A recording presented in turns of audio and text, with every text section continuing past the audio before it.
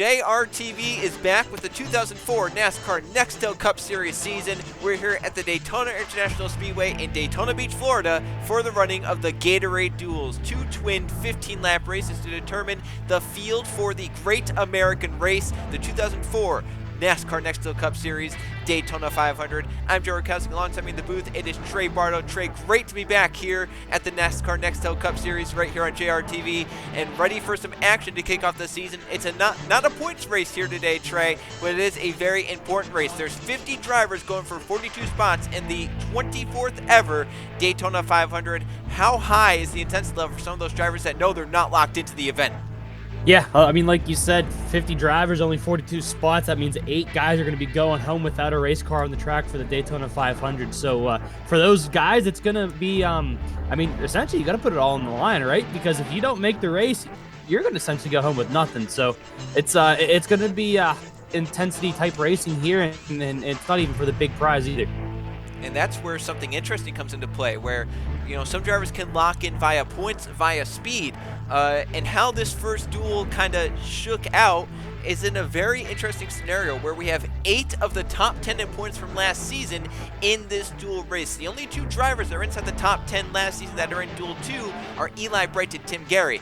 What does that mean? Well, that means with 8 of the 25 drivers with very good points to fall back on, 6 drivers will make it in on points from last season. One of them is locked in on speed. That's Riley Spurtube in the 28. He's starting on pole for the 500 if he keeps his car in one piece at the end of this dual race. So we know he's in on speed already, so he gets crossed off. But there's 7 other drivers that could fall back on their points. Only 6 drivers get in on points. So Trey, that means if things shuffle right in this duel, and some of those big names like maybe Evan Hunter or Chris Jericho or maybe even someone like Mathis Wells, if they fail to finish inside the top 15 and they need to fall back on their points rather than their speed, they could take up some points positions, some points provisionals, and then that means there could be some big names that are back outside the top 15, top 20 in points that don't get locked in just because there's so many big names in this first duel. Yeah, so I mean, I don't think you're safe in either door in all honesty. I know, you know, some of the drivers were talking, they say they feel better in one duel compared to the other, but at the end of the day, Joe, you know they're still nervous about it. Oh yeah, everyone is nervous, no matter what duel you're in. I mean, think about, you know, some of the drivers that need to race their way in here. They didn't have great speed in qualifying. They don't have great points. Your driver, Henry Guo, is back there starting towards the back of the field in 24th. We have Bibi Ruiz back there in the number 7 car. He didn't really do all that well. Tegan Fox in the 59. Benny Lynn in the 40. Drew Webb in the 5th Hendrick Motorsports car is back there. We have the 39, David Dixon, has no points to fall back on, not so great in speed. Hunter Reed might have to race his way in. Angel Gutierrez in the 3rd BAM car, the number 70 car. And then you have some of the smaller teams that ran well in qualifying, and if speed doesn't really become a factor to, you know, some drivers, they can maybe fall back on it. You have the number 50 of Marcus Lerb that qualified his car in 11th place, has no owner's points to fall back on, but that 11th place speed could be good enough for him. And Ahmed Walid in the number 91 put his car inside the top 15 in speed and only had a top 30 points position to fall back on. So there are some drivers that did their job there in speed. We'll have to see if it all cycles out for them right, or maybe they won't have to worry about it because the top 15 finishers, besides Riley Spurtube, lock their way in. So what does that mean? If Riley Spurtube finishes inside the top 15, it's the top 16 that lock in. If Riley's outside the top 15, then it's just the top 15 that lock in to the Great American Race here for 2004 in Gatorade Duel number 1. It's about time to get going. Let's go down trackside, fire the cars up. 25 cars, 15 laps of action around Daytona here in Florida. Drivers, start your engines!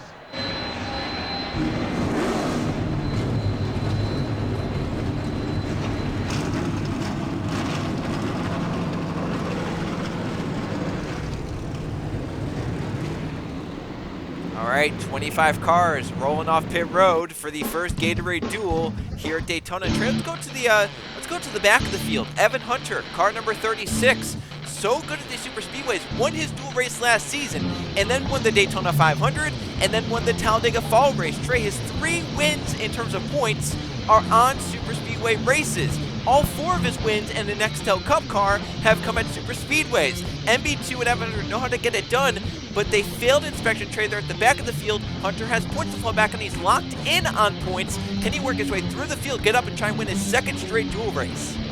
I mean, if it's going to be anyone, it's going to be this guy, right? It does suck that, you know, it's the first time we have cars on track in a racing format, and NASCAR's already finding drivers and cars and teams that are out of, you know, their requirements. So it just shows that NASCAR's going to probably be taking a stricter role this season. But if anyone's going to be able to fight through this field and get up front before the end of this thing, when the amount of laps we have, it's going to be this race. MB2's first race was a Dodge as well. We'll have to see how they deal with that move over from the Pontiac. And how about this, Trey? One of the biggest news stories of the offseason. Drew Webb in the number 84 car. Hendrick Motorsports opening up a 5th team for this 2004 season and giving a rookie the opportunity. Well, it's Drew Webb behind the wheel, but he has no owner's points to fall back on. We saw this back in 2002, Trey, where they opened up a 4th car, had no owner's points, and it missed the Daytona 500. Where are the nerves for Drew Webb not wanting to miss a 500 in a Hendrick car? Yeah, I know. I mean, for a rookie, the biggest shot you're going to get is in a Hendrick car, and we're going to see here if he has the skills to perform with his teammates, or if he might fall a little bit short. But I'm excited to see what this 84 does. Well, the pace car is in. Riley Spurgeon, Nathan Stimpson leads to the green flag in Gatorade Duel number 1. Behind them, it's Lord Chung Mathis Wells and Lathan Strickland. That's the front 5. We're going green flag on the 2004 NASCAR Nextel Cup Series season.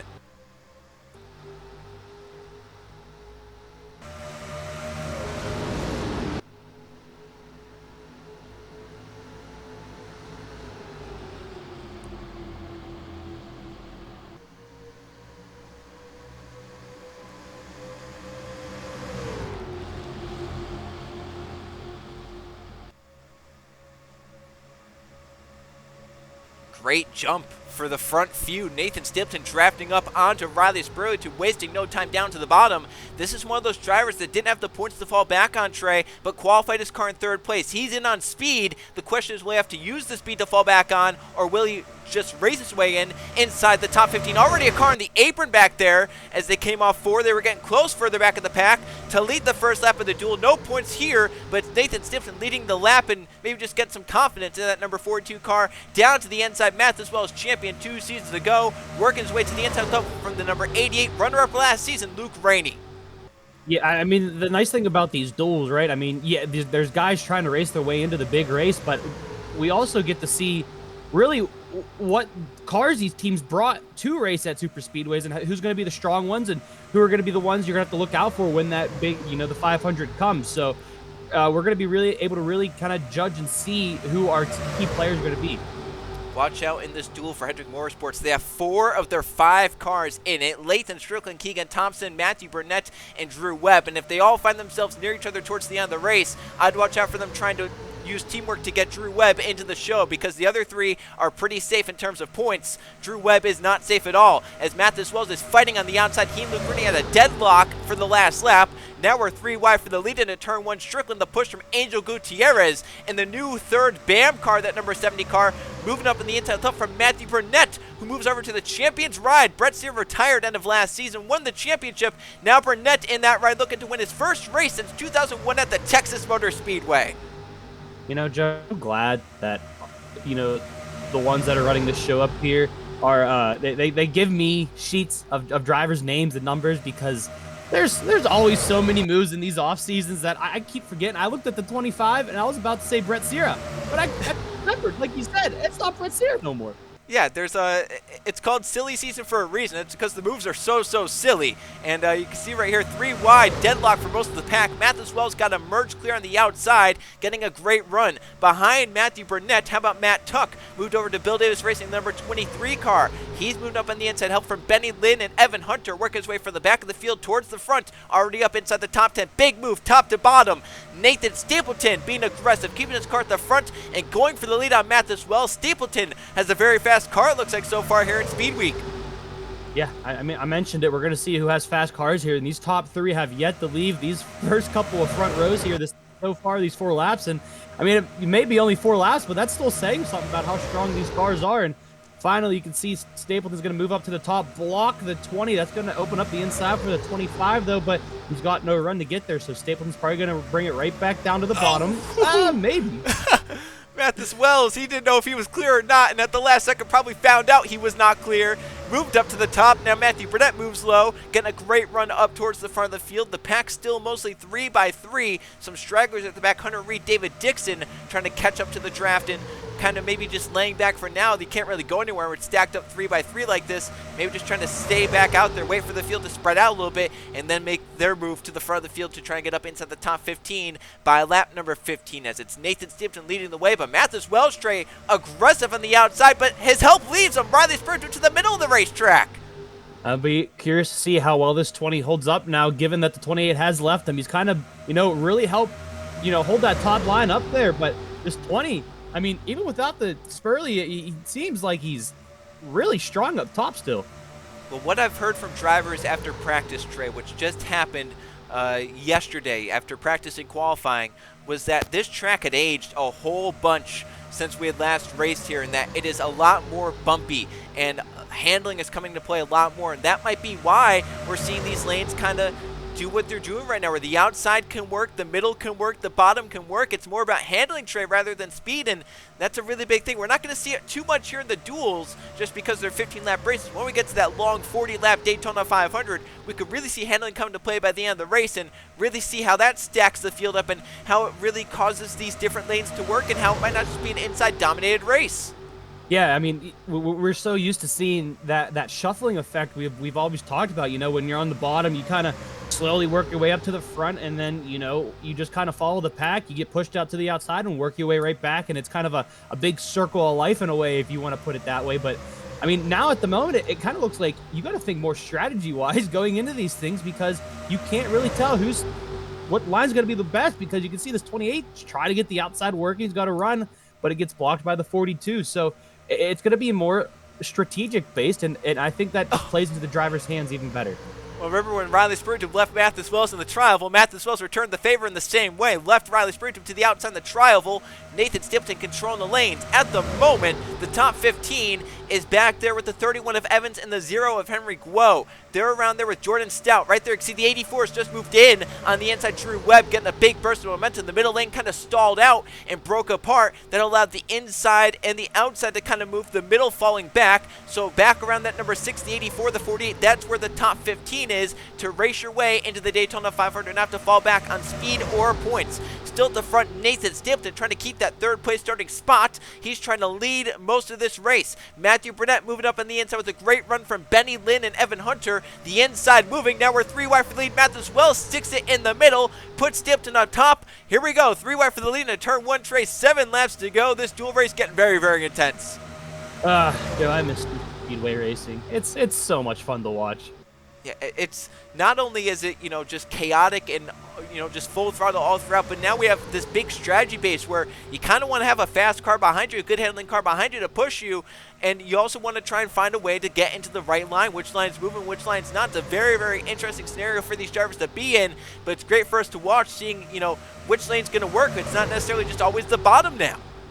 Yeah, and now that we have 3 very strong cars out front here, one in each of the lanes, I'm kind of curious to see which one's going to end up prevailing, because, Joe, these guys are still 3x3x3, and it doesn't really seem like no one's moving. Mathis Wells led that lap in the number 20 car in the middle. Back there at the cutoff for the top 15, Hunter Reed is in right now. The 91 is the last car out. So you can see right here, this 3x3 pack, they're in right now. The 45 also in. Everyone behind the 45 right now trying to find a way to get up in so they don't have to fall back on speed or points. 6 laps to go in Gatorade duel number 1. Still 3 wide at the front. Stimped on the outside, getting a big push from the pole sitting car of Riley Spurgeon. Mathis Wells hanging in the middle. Matthew Burnett hanging down low. 3x3 through turns 3 and 4. Look at this pack of cars come together as they now exit turn number 4. Benny Lynn looking a little bit lower, not making the move quite yet as they now race into the tri-oval to see 5 laps to go. Nathan Stimpton's going to lead in the 42 car. Wells in the middle. Someone's trying to find a way, Trey, to get clear of this and kind of, break this 3 wide up. Yeah, I'm curious to see once 3 wide does get broken, what's going to happen. How's it all going to, file itself back out? But Joe, it seems like the bottom's kind of where you want to be in the corners, the top's where you want to be on the straights, and the middle is just kind of in the neutral zone there, and it's kind of okay in both of those sections. So it doesn't really seem like one line's better than the other at the moment. Nathan Stapleton, a big push down the backstretch, but couldn't get clear. And now through the corners, you mentioned the 25 going to work the bottom of the racetrack, the shorter lane around. If you're full throttle, the bottom's going to be the place to be. And as they work off 4, there it is again. They all come together 3 wide down to the tri-oval. Nathan Stapleton on the outside is going to lead again. 4 laps to go in the Gatorade duel. Back there at the cutoff line, Chris Jericho and Hunter Reed are on opposite ends. Jericho's locked in on points. He doesn't have to race his way in. Hunter Reed wants to race his way in desperately. Angel Gutierrez on the outside wants to race his way in desperately. That's that 3 wide, the 70, 45, 18. One of those 3 could fall out if it stays like that. Otherwise, if we keep seeing the shuffling effect go on, we don't know what's going to happen. Burnett tried to get a push down the backstretch, couldn't make it work, and they stayed 3 wide. Back here, there's that battle. 18, 70, 45. Some desperate people behind them like Bibi Ruiz, Matt Tuck, Henry Guo, the 50 of Marcus Lerb. He's probably in on speed. How about David Dixon? All these guys back here behind this 3 wide line right there with 3 laps to go. They're going to be getting desperate. Yeah, I mean, what do you do, though? Do you start pushing, and with pushing comes a chance of, having some sort of wreck and taking out drivers or even yourself. So what are you allowed to risk in terms of trying to make the 500, but at the same time not hurting yourself? Hunter Reed falling back in the middle. The middle lane seems to maybe break up at points. It's like it works for a little bit, and then after like 5 laps, it breaks up, and it takes a little bit to get back formed. There you can see right there, Hunter Reed is falling back. The 70 of Angel Gutierrez trying to keep the outside as best he can. Drew Webb trying to keep his car in the Daytona 500. Meanwhile, Bibi Ruiz is right behind the cutoff position. It's the 7 and the 70 right now, trying to break up inside the top 15. Behind them, Jordan Stout and Henry Guo trying to get there as well. Back to the stripe, 2 laps to go. Right now, Chris Jericho has 15th. Angel Gutierrez trying to move to the middle, but maybe thinks better of that, gets back up top. There's all sorts of shuffling going on further back in the pack. Gutierrez trying to figure out where to be. Hunter Reed's coming back through the middle of the racetrack. Chris Jericho trying to get away. He's right now 14th. Angel Gutierrez back to 15th and in the bubble spot. Where do you want to be right now? I can't tell. Jericho's going to move to the middle, no. Maybe thinking 4. He went middle. Yeah, so now the 7, Bibi Ruiz, is up here in the same lane as the number 70 and might pass him here down the bottom of the racetrack. Angel Gutierrez has just fallen out right there. Bibi Ruiz has bumped his way in, but we still have a lap to go at Daytona. Still 3 wide at the front. Here's the white flag, the final lap of Gatorade Duel number 1. 3 by 3 throughout the pack. Someone's going to find a way in back here, and someone's going to be heartbroken. It's who's going to be. We'll have to see if this middle lane can hold tight going onto the backstretch here, because that seems like where it kind of fizzles out here off of turn 2. Right now, they're keeping a tight ship. That's what they need to do. So far, so good. It seems like once Jericho kind of jumped up there, it kind of solidified it a little bit better and made it more stationary. Well, this is going to be down to the 7 and the 70 cars. Those drivers might not have the speed or the points to fall back on. They need to get in right here. Stapleton clears at the front of the field. Car number 42 clears the 3 wide mess. He's going to lead them to the checkered flag. Back here's between Ruiz and Gutierrez all the way to the checkered flag. Nathan Stapleton wins Gatorade Duel number 1. In for the final spot is going to be Angel Gutierrez in the number 70. He gets 14th. Chris Jericho gets 15th. Gutierrez is going to be in.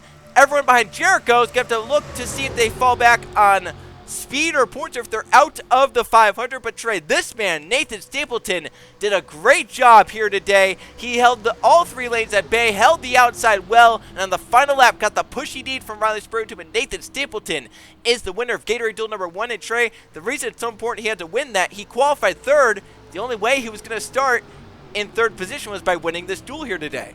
Well, he did it, and Joe, if I take anything away in this 42 in this duel is that he is one strong cookie going into this race. Yes, he is. I mean, all those guys at the front, I'd watch out for their cars in the 500. Nathan Stapleton, Matthew Burnett, Matt as well as Riley Spurgeon. They had some of the fastest cars we've ever seen here at Daytona.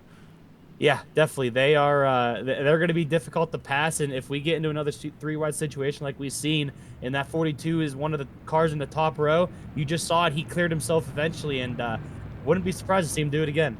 And we see this man with a clean race car. He's going to start on the front row on pole position for the Great American Race. Riley Spurgeon is going to be starting on pole position for the 2004 NASCAR Nextel Cup Series Daytona 500. That's great to see for Riley Spiritu, keeping his car clean here in the duel and keeping it going as the cars pull in. And some of them might not be the happiest, some of them might be just fine as we now go take a look at the finishing results.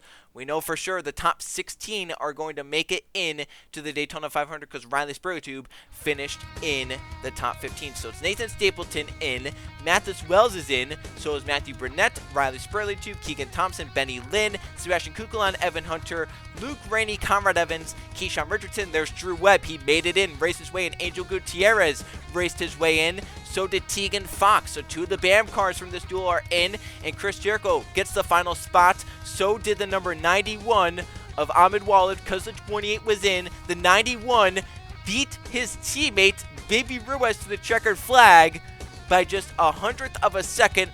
Walid is locked in. Ruiz is going to try to find a way through points or speed to get in. So the drivers that are going to be in a little bit of an interesting scenario here going into the next duel and to see where it all cycles out. The 7 of Baby Ruiz is going to maybe have to fall back on points. He didn't have a fast qualifying run, so we'll have to see if 29th in points is good enough for him. Hunter Reed in the number 45 car for Petty Enterprises might have to fall back on his points. He was 24th, but only 35th on speed. He probably doesn't have the speed to make it. Jordan Stout in the number 6, 12th in points. Might have to take up a points provisional there. 23rd on speed. Lathan Strickland, the number 48 car. How about that? Strickland was 9th in both speed and owner's points from last season, so Strickland should be safely in. In fact, he will be safely in to the Daytona 500. Henry Guo's looking bad for your driver, Trey. 41st in points, 47th on speed. We'll have to see if there's some way for him to find a way in. David Dixon, the number 39 car, not looking good for him. 37th on speed, and no owner's points to fall back on there. Matt Tuck had a pretty fast speed, 17th in qualifying. Doesn't have the points to fall back on. We know the 19 is in on speed. He was 5th fastest. So Laura Chung will be in on speed. And then the number 15 was pretty fast as well. That's Marcus Lerb in the number 50 for Arnold Motorsports. So Trey, some big names that are looking to try and move their way in through points or through speed. Like, you know, the number 19 is in on speed. We know that for sure. Lathan Strickland probably falling back on speed. 50 probably falling back on speed. But there were some fast guys that missed out. You know, 3 of the top 11 missed out. There's only 6 spots on speed, and 2 of them were taken up by the front row. So we'll have to see how it all works out as we'll go to break and come back for the second Gatorade duel of the afternoon here at the Daytona International Speedway. Back here on JRTV, the field for the second Gatorade duel has been rolled out after witnessing what an incredible duel one we had right there. And now these drivers ready to do their work for 15 laps here at Daytona. And Trey, after seeing what they saw, right? I mean, these drivers get the benefit of seeing how the track's going to race, and they saw a 3-wide deadlock at the front of the field where the outside could work, the middle could work, and the bottom could work.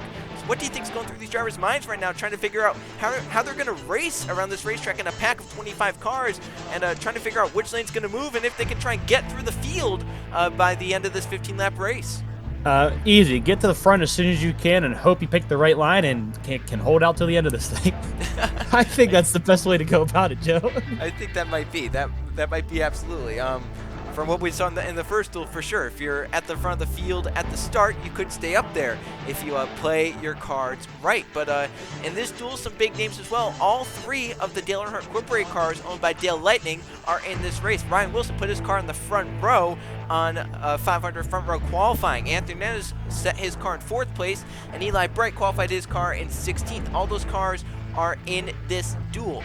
Their affiliate car, owned by Eli Bright, Svet Oskin, is also in this duel. He put his car 36th on speed, so he starts back in the 18th position. So, Trey, we could see some teamwork come into play between the DEI cars and the Fitz-Brown-Shaw Racing car owned by Eli Bright, because those 3 DEI cars, they're locked in. The 15-1 are in on speed no matter where they finish.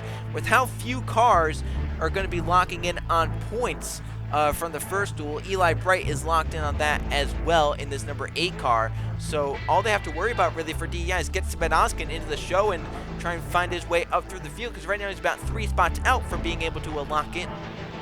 Yeah, it's I truly wouldn't be surprised if we saw a little bit of teamwork magic happen there. But like we mentioned, Joe, with the way we've seen racing in that first duel, it's going to be hard to get back to them and then try to work your way back up to get them into the right position. So we'll see what they might have in store, or if they're just going to say good luck, have fun, and try your best. Yeah, we'll have to see how that all works out. We also have some Penske Jasper cars in this duel, right? The 12, the 77, and the 2 are all in, and they're all looking to try and find a way to race in. Mitchell Collins was 20th on speed, 19th in owners points. Jude Martinelli 24th on speed, 35th in owners points, and Justin Zeidel 44th on speed and 26th in owners points from last season. So they're going to try and work their way through. How about Colin Teague? He saw his 2 teammates go out there and race their way in. Teagan Fox in the number 59, Angel Gutierrez in the number 70. So we know 2 of the BAM cars are in the Daytona 500. The question is, will Colin Teague join them in the number 49? He starts back in the 24th position, looking to find a way in. Max Davis back there with him for the Wood brothers. Very good at super speedways. We'll look to see if he can find a way in.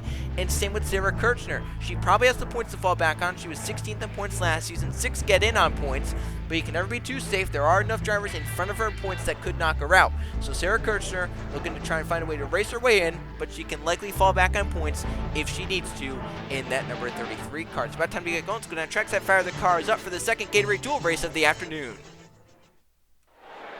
Drivers, start your engines!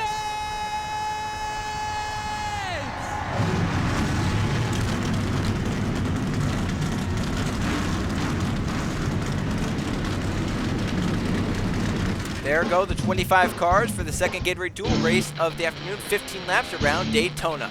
How about this car, Trey? Bree McShane in the 00 Chevrolet for Michael Waltrip Racing, a new team to the Nextel Cup Series for the 2004 season. And I mean, you know, these smaller teams, not really much expected out of them. You know, they're new. How fast are they going to be? Well, McShane, Trey, qualified her car 14th place. She has no under points to fall back on. However, she could possibly use that speed to fall back on. The 3 cars in front of her that earned on speed from the first duel are the 19, the 40, and the 50. We know one more car is getting in on speed besides them, but you know, will the 1 have to fall back on speed? The 9, the 16, the 3, the 10. So Trey, Bree McShane has a good starting spot. Let's see if she can keep the track position. If not, if she can make a fall back on that speed. Yeah, that's going to be the key, is to stay up front of this pack here and hold out the longest you can. And she's starting a great spot to do such a thing. Maybe get to the bottom, try to, you know, go up another row or 2, and then just kind of hold it out from there. We'll have to see what all goes down. And how about just a little bit further back? Chip Ganassi Racing ran very well in the first duel. Nathan Stipton won it. Benny Lynn finished inside the top 10. Here's their other Chip Ganassi teammate, Nathan Orman, moving over from Bill Davis Racing to this number 41 car. Didn't have the best of speed, 30th in qualifying, 40th in owners points from last season. He starts at 15th, right on the bubble of making it in. So Drake and Orman find a way through the field like his teammates, get up there and lock his way in to make all 3 Chip Ganassi Racing cars in the Daytona 500 for this season. We know that their cars have speed. We'll have to assume that it goes to the 41 as well, but he's got a little bit of work to do. Yes, he does, but right now he's in as they start.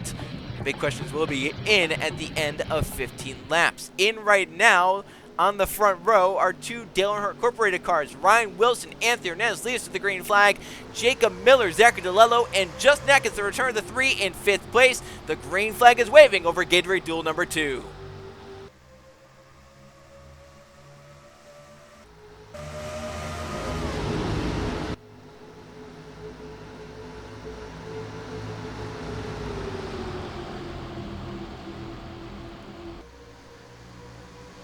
Hey Trey, how weird is it to see a number 3 car go for the lead on lap 1 at Daytona? Well, he's driving it like the last person drove it too, so it's working out pretty well, ain't it, Joe? I think it is. Justin Atkins, a big move on lap 1. Ryan Wilson deposited out of lane. Here comes Bree McShane, a big run in the inside of the 00. Has up from 2 Roush Racing cars. Number 17 is Tyler Belladonna. Number 97 is Jay Rando. As they work their way off forward for the first time today, Atkins at speed leads them around with McShane in second. Here they come to the trial, and Trey, right where it left off, it won the championship last time it raced down. Justin Atkins leads the first lap of the duel. Yeah, I know when, you know, RCR contacted me saying they wanted to bring the 3 back, I said, listen, it's your number. You do whatever you want to do with it. And they said they were going to bring it back. And, Joe, I think I kind of miss seeing that 3 on track, even though if I'm not the one behind the wheel of it. See that lead he had going into turn 1. I mean, he was out by like 3, 4, 5 car lengths. Now they're catching up using the draft. Jay Randall, a big run to the inside, gets down to the bottom. Here comes Zachary Fitzwater Sr. in the number 32 car. Moving over to PPI Racing, got let go from Penske. No other big team picked him up, so now he's with the single car organization, PPI, looking to bring it to glory and get its way to victory lane. He got moved up top by Nathan Ormond, and here comes this number 09 from Phoenix Racing. That's Skylar Taylor, moving to the bottom, trying to lock their way into the Great American Race. Yeah, this is a kind of a more, I don't want to say calmer start, but remember the first lap of the last one, we had a guy on the apron, we had a little bit of shuffling. This one was kind of, these guys figured out where they were going to go, put it in their lines, and kind of figured it out. Like you said, duel number 2 gets the strategy of watching the first duel, seeing what all played out there, and these guys kind of, took that into effect. And so far, it's a 2-horse race with these guys kind of putting out a lead on these on the pack, and then the pack slowly bringing them back in. But it was a lot nicer, I guess we could put it. Here comes 3 wide to the bottom. Roberto Crown Jr. was fast in practice, 3rd fastest. It didn't translate to qualifying at all. He qualified at number 43 in 40th place. Doesn't have the speed to fall back on. Might have owner's points to fall back on, but he wants to race his way in. And you saw Jay Randall, big move on Justin Atkins for the lead. Crown Jr. working his way through the field. Same with Max Davis, Sarah Kirchner, Colin Teague. Those were some of the lowest starters here today, but Trey, they're up into the top 5 and top 10 as we complete the 3rd lap. So this field shuffling around. See, Sarah Kirchner had to come from the back of the field, 25th place after failing inspection. She was 50th place. She has no speed to fall back on, but here she is racing her way up, a big run to the inside. And behind her, Colin Teague, and here comes Crown Jr. for the lead in turns 3 and 4. We'll have to see if he can get the run on the bottom here with the help from that other RCR, Sarah Kirchner. And we'll have to see who leads this. I believe it is going to be that 43 coming through the tri-oval. He does end up getting it there, but not by much, because Joe, this 97 and the 3 are going to rally on the outside. And teamwork on the top, but RCR down low as well, helping the car out. That's Crown Jr. getting the push from Sarah Kirchner, and Crown Jr. is clear of the pack. Justin Zidell's moved his way up nicely in the number 2 car. Colin Teague, the 49, moving up with the number 2 behind. Then Tim Gary, Evan Hunter's teammate, trying to move his way up. He has not won since 2001, so maybe a dual win could be big motivation for that number 10 team, as Kirchner from the back of the field tray from 25th has moved up to the lead on lap number 5. These RCR drivers look like they brought speed this week, huh? I mean, remember Daytona 500 last season? They had strong cars. They had cars up there late, but they didn't work together at the end, and it cost them. Yeah, that was nominated for an award on the offseason, wasn't it? I think it was. It was some sort of not good award is what I'll say. Is at the back of the field, Trey John Barrymore in the number 14 PPC racing car has lost a draft. Not good for him, as he's continuing to fall off unless there's a caution flag at the moment. This number 14 car didn't have the speed, 32nd, didn't have the points, 43rd to fall back on. So Barrymore, unless something goes haywire in this duel, looks like he's already going to miss out on the Daytona 500. Yeah, definitely not what they were looking for, but it's a long season ahead, so they'll have plenty of opportunities to race their way into different races and get up there and get the experience they need. But yeah, that's definitely not what they wanted. Well, Tim Gary leads. Here comes Justin Zidell moving over to Penske Jasper Racing. Minnick and Haas believing in him, thinking he can get back to victory lane. Here he is to the bottom of the racetrack, going for the lead in the Gatorade Duel. He has help from Samet Oskin, who's moved his way through the field, and Joe Stobbs in this number 51 car for Competitive Edge Motorsports. Stobbs moving his way up nicely, owned by Sarah Kirchner. They're going to go 3 wide for the lead, pushing Samet Oskin down to the inside in the number 81 car, but Zidell might be able to clear down low. So what's the difference between this duel and the first duel, Joe? These guys are kind of doing that shuffling effect we're so used to seeing, right? But the first duel, it kind of solidified out, but right now, maybe it's starting to get in that gridlock type situation. I'm almost wondering, Trey, does that just show the strength of the 42 in them that were able to hold the lanes in the first duel? Does that show the strength rather than some of the cars in this duel? Maybe Tim Gary's one of the stronger cars. As you can see, he got a big run. Zidell's kind of fading back through the middle right now, so those Penske Jasper cars, not so good in the middle of the racetrack. They're falling back, but maybe Tim Gary, Trey, has one of the stronger cars, and maybe it just takes a strong car to be able to do that rather than just the track itself. Yeah, that could definitely be it, because as you can see here, we're back out to 2 wide for the lead, and these guys kind of battling for that 3rd place, going 3 wide again. But like you mentioned, that 10 to Tim Gary, he's charging again on the outside with Sarah Kirchner right behind him. Yeah, so we'll have to see. Maybe those two cars are strong on the top side. Oskin left to the middle. Here comes Mitchell Collins to the inside of the 12. That ruined the momentum of anyone down low. Gary's going to be clear of everyone. And car number 10 now out in front and looking for the lane to go to. Maybe stay with that 33. Sarah Kirchner was giving a big push, but now the 10 left her. She might be falling, but that middle lane tray, it's dropping through the field. Look at this, already about 3-4 lanes back. Yeah, I'm kind of curious if maybe Gary went to the middle there to try to help that middle line get a little bit of a run to, kind of keep them 3 wide behind him, but it didn't work out that well. Now he's stuck up top with, a couple of guys on the bottom here making a move to the front, as well as his 12 taking the lead right now. Mitchell Collins to the front from Penske Jasper Racing. Here comes DeLello, one of the hottest drivers at the end of last season. Had so many top 5s, top 10s, got a win. He's looking to pick up where he left off, going to the inside. Help from Jerry Chen, who moves from BAM Racing to Hendrick Motorsports, a team that believed in Chen, saw some bright spots from last season in a team where it wasn't all that good. Well, Jerry Chen up inside the top 2 now, pushing DeLello to the lead. Meanwhile, back at the transfer spot, Joe Stobbs has it in the 51. Nathan Ormond is just on the outside looking in, but there's still lots of time left. 5.5 laps to go. DeLello moves up, he's clear. Here comes Max Davis to the inside, help from Nathan Baird in the 22. Here comes the outside pole sitter, Ryan Wilson, back to the front of the 15 car.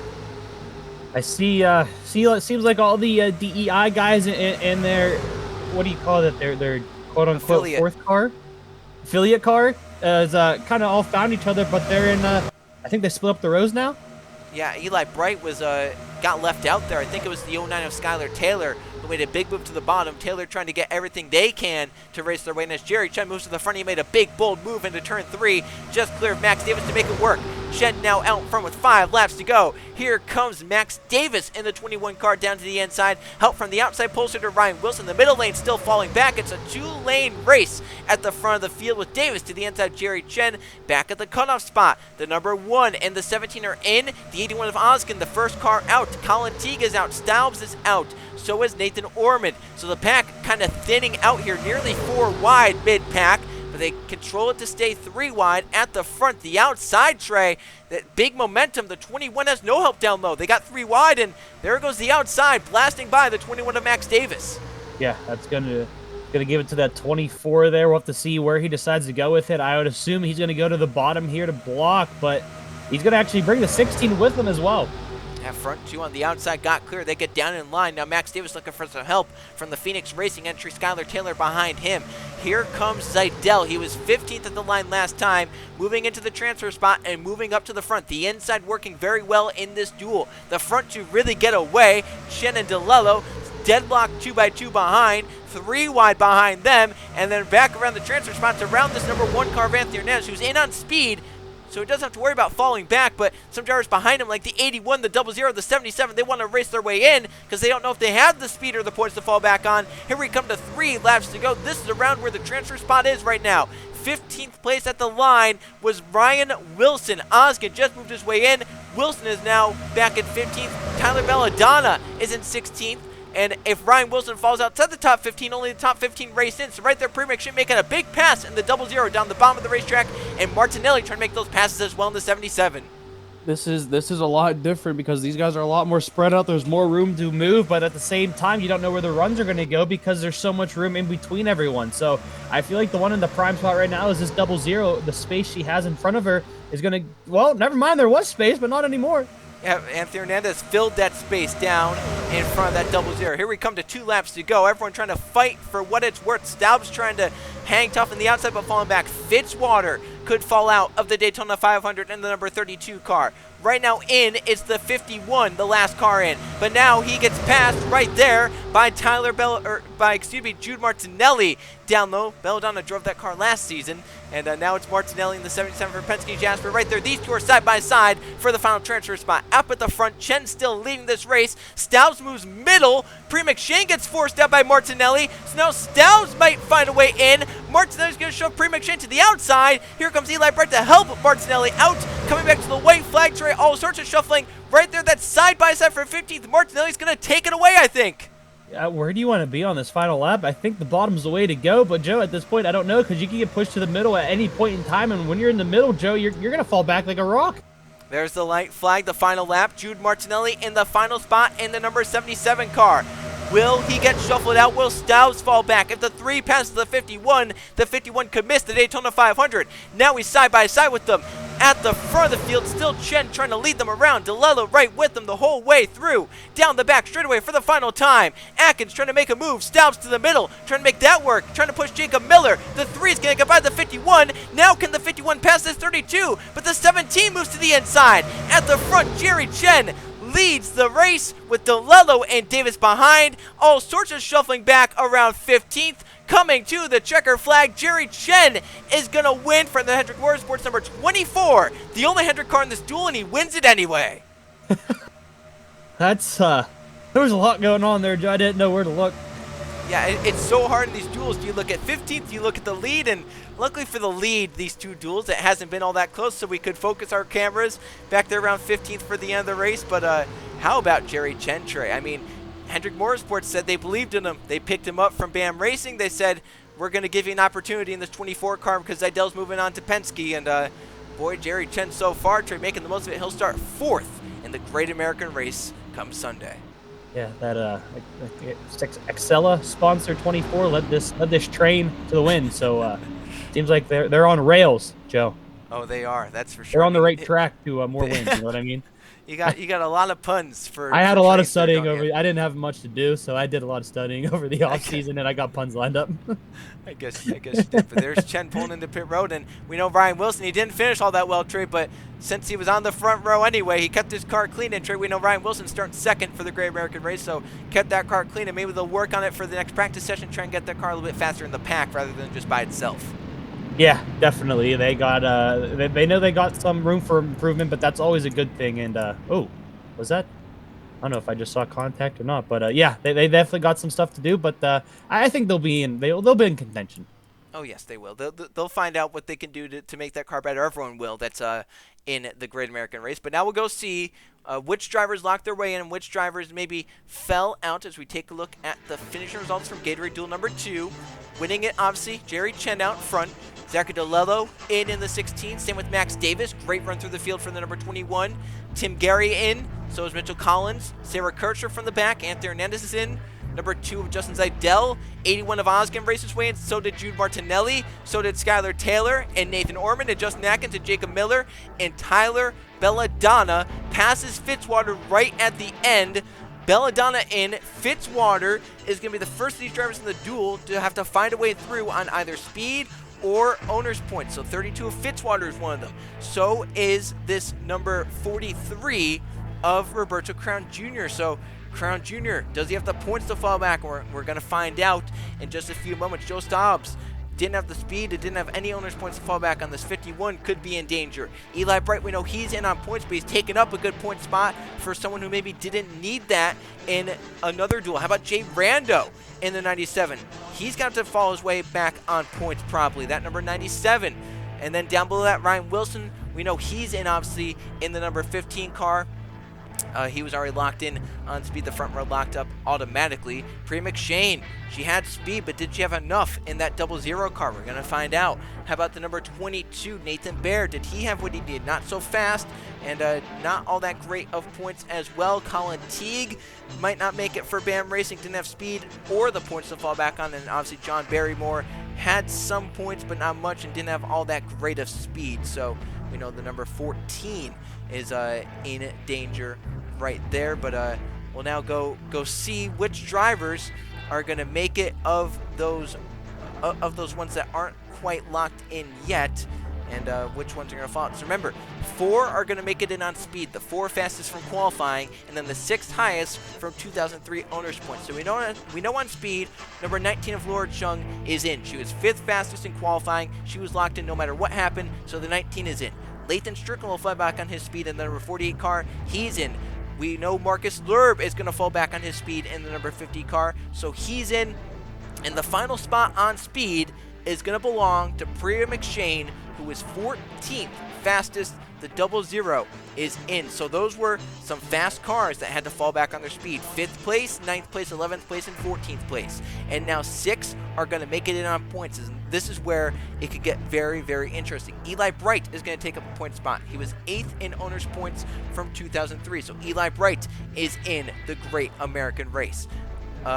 We know for a fact there's a lot of big names in terms of points. Jordan Stout in the number 6 had to fall back on points. So Stout from 12th in 2003 owners points, he's in to the Great American Race via that. Jay Randa was 14th in points, so he's going to make the Great American Race through points standings. So already, I mean, that's big names. Eli Bright, Jordan Stout, Jay Rando through on their points position rather than Speeder just racing their way in. And then we go down 22nd in owners points. Roberto Crown Jr. is going to lock up. So Crown Jr. used those owners points well. He's in. His teammate Hunter Reed had to use owners points. He's in as well. That leaves one final spot to be determined on owners points.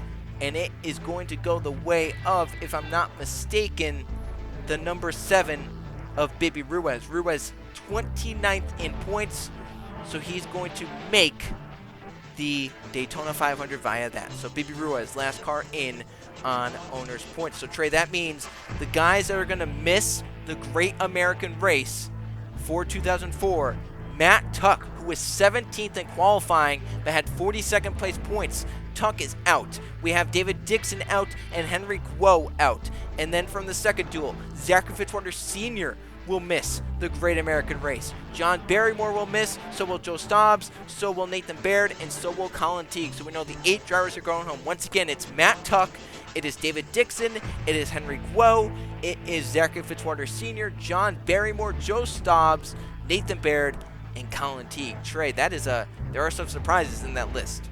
Yeah, there's a couple of big names in there, isn't there? But I mean, that's what happens when you have so many, drivers in contention to make a race. Is that it is good for some, heartbreak for many.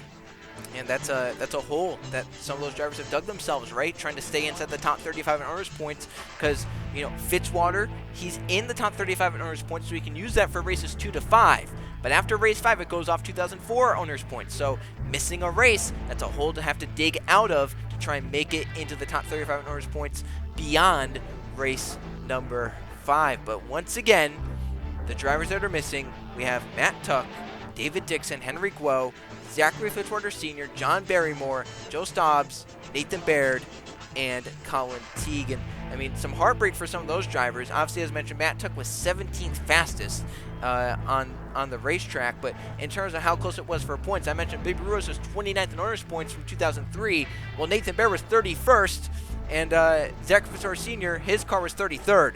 So close there, but just not quite enough for some of those drivers, and they'll go to the next race in just a week's time at the California, or I guess a week and a half, since this is on a Thursday here on JRTV, but in a week and a half time they'll be back at the California Speedway. But that's it for the Gatorade Duels, and what a precursor it was to the Daytona 500. I'm sure we're going to be seeing some crazy racing. So Trey, after what you saw in the duels, the first duel very controlled by the front runners, the second duel a little bit less so until Jerry Chen got to the front. So Trey, what are you thinking to see? Is it going to be maybe more about fast cars in the 500 rather than just that shuffling effect?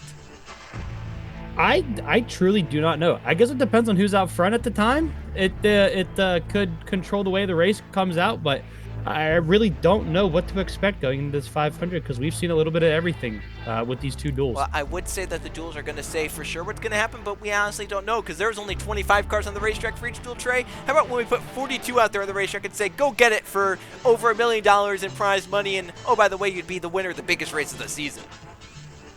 Yeah, that might add a little bit of a, excitement level and intensity to it, so we might see some bigger names than we're used to seeing. Yeah, we'll have to see how it all goes right here on JRTV on Sunday for the Great American Race, the Daytona 500. That's it for the Gatorade Duels right here on JRTV. So long from Daytona for Trey Bardot and Joe Rakowski. See you guys in a few days for the Great American Race, the 2004 NASCAR Nextel Cup Series Daytona 500.